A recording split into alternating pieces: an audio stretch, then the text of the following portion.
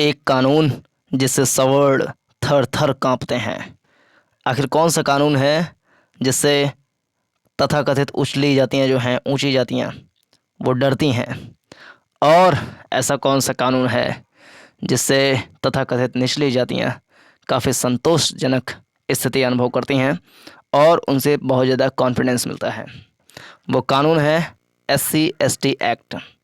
भारतीय संसद ने इस कानून को पास किया था 1989 में और 1990 में जा कर के इसको लागू कर दिया गया था।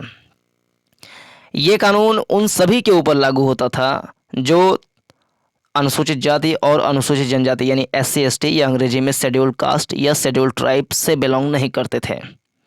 यानी ऐसे सभी भारतीय नागरिक जो SC/ST नहीं हैं पे ये कानून लागू होता था। अगर कोई भी नागरिक जो इन समुदाय से बिलोंग नहीं करता है, अगर इनके ऊपर इनके समुदाय के आधार पर कोई प्रताड़ना करता है या इनके साथ कोई भी बदतमीजी करता है, चाहे कोई जहरीला पेय पिलाया जाए, नशीला पदार्थ खिलाया जाए या कुछ अपमानजनक व्यवहार किया जाए, तो ये जा कर के सीधा अपना FIR दर्ज करवा करके और जो कानूनी प्रक्रिया है उसमें आगे बढ़ सकते हैं। और इनको पुनर्वास, रिलैक्सेशन की काफ़ी सारी इसमें प्रावधान है और इनके लिए इसमें कुछ व्यवस्थाएं अतिरिक्त की जाती हैं ताकि इनका ठीक प्रकार से न्याय किया जा सके। भारतीय समाज का ढांचा कुछ इस प्रकार से जरूर रहा है कि इसमें कथित निचली जातियों के साथ दुर्व्यवहार की स्थिति रही है। ऐतिहासिक दृष्टिकोण से यदि भारतीय स्वतंत्रता संग्राम में भी देखें तो बाबा साहेब डॉक्टर भीमराव अंबेडकर जी के साथ भी कुछ इसी प्रकार की आपत्तिजनक काम हुआ था। तो इस प्रकार के कानून आना वो जाहिर सी बात है सही है, लेकिन कोई भी कानून होता है, कोई भी चीज़ होता है, वो अपने आप में पूरी तरीके से सही या पूरी तरीके से गलत नहीं होता है, बल्कि उन दोनों के बीच में कुछ ना कुछ ऐसी ग्रे एरिया रहता है जहाँ से कुछ लूप होल रहता है जिसका फ़ायदा गलत तरीके से भी उठाया जा सकता है। जैसे SC/ST एक्ट को ही ले लें। नाराज़गी सवर्ण जातियों में इसको लेकर के इसलिए रहती है क्योंकि इसमें बिना किसी ज़्यादा सहयोग के या बिना बहुत ज़्यादा जांच पड़ताल के उनके द्वारा कही जा रही बातों को सीधा मान लिया जाता है और सवर्ण जातियों के साथ जो कार्रवाई होती है वो तुरंत शुरू कर दी जाती है। यानी कि कोई जैसे सामान्य तौर पर कोई अपराध होता है या कुछ गलत कृत्य होता है तो उसके लिए जो प्रक्रिया होती है उसके उलट इसमें प्रक्रिया थोड़ा सा जटिल है और सवर्णों के थोड़ा सा विपरीत दिखाई पड़ता है। तो इसका गलत फ़ायदा उठाया जा सकता है और उठाया भी जाता है, ऐसा कुछ केसों में देखने को मिला है। लेकिन इससे संबंधित सुप्रीम कोर्ट का एक टिप्पणी है, वो बहुत ही महत्वपूर्ण है। सुप्रीम कोर्ट ने कहा है कि जब प्रताड़ना की वजह व्यक्ति का SC/ST समुदाय से संबंध रखना हो तभी SC/ST एक्ट के तहत अपराध माना जाएगा।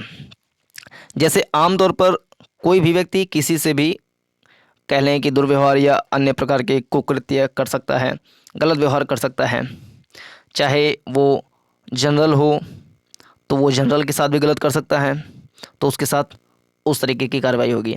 जनरल है तो वो SC/ST के साथ भी उसी तरीके का काम कर सकता है, तो उसके साथ भी उसी तरीके का व्यवहार किया जाएगा जैसे कि जनरल टू जनरल अगर व्यवहार किया जा रहा है। तो ऐसे ही अगर कोई SC/ST से है, उसने जनरल के साथ कोई दुर्व्यवहार किया तो इस SC के साथ ST के साथ भी वैसा ही कानूनी कार्रवाई की जाएगी जैसा कि इसके पहले की कार्रवाइयों में होता।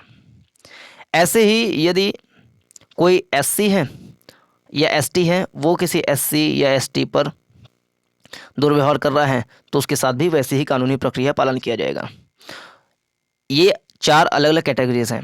सुप्रीम कोर्ट ने इन्हीं अलग अलग कैटेगरी बांटा है और एक कैटेगरी ये माना है कि अगर जनरल SC/ST को सिर्फ इसलिए परेशान कर रहा है क्योंकि वो SC/ST समुदाय से बिलोंग करता है, तब ये पुख्ता आधार है कि उसके ऊपर SC/ST एक्ट लागू किया जाए, अन्यथा नहीं। यानी कि जनरल और SC/ST में अगर कोई भी मतभेद होता है तो सिर्फ इस आधार पर कि वो SC या ST है, सिर्फ इसी आधार पर जनरल के ऊपर कार्यवाही इस एक्ट के तहत नहीं की जाएगी, वरन जब इसका आधार ये हो कि ये व्यक्ति सचमुच SC ST था इसलिए इसने ऐसा काम किया है, तब उसके ऊपर ये कार्रवाई की जाएगी। इसको अनुसूचित जाति अनुसूचित जनजाति अत्याचार निवारण अधिनियम 1990 भी कहने का रिवाज है। अंग्रेजी में schedule caste schedule tribe prevention of atrocities act 1990 कहने का रिवाज है। सुप्रीम कोर्ट ने यह भी कहा कि SC ST एक्ट के तहत तभी कार्रवाई जब जाति के आधार पर प्रताड़ना हो और उत्पीड़न की घटना का कोई गवाह हो, यानी उत्पीड़न हुआ है इसका कोई ना कोई गवाही दे रहा हो, या उत्पीड़न सिर्फ जाति के आधार पर की जा रही हो, या इन दोनों में से कुछ भी अगर जानकारी मिलती है तो उसके ऊपर ये एक्ट लागू किया जा सकता है। तो ये था इस सुप्रीम कोर्ट के एक बहुत ही अच्छे निर्णय के बारे में थोड़ा सा विमर्श। इस पर आप अपनी राय दे सकते हैं कि यह कानून कितना अच्छा कितना बुरा है, आपकी दृष्टि में कैसा है। धन्यवाद।